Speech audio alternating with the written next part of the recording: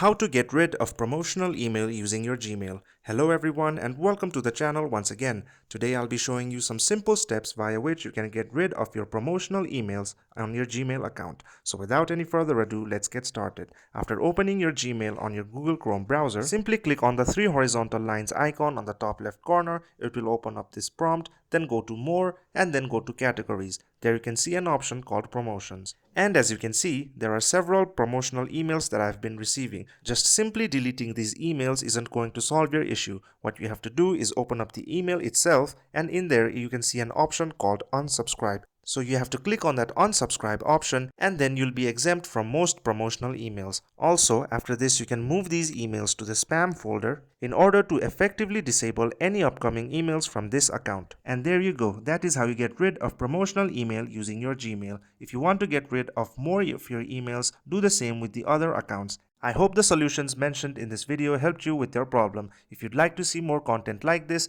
please consider subscribing to the channel.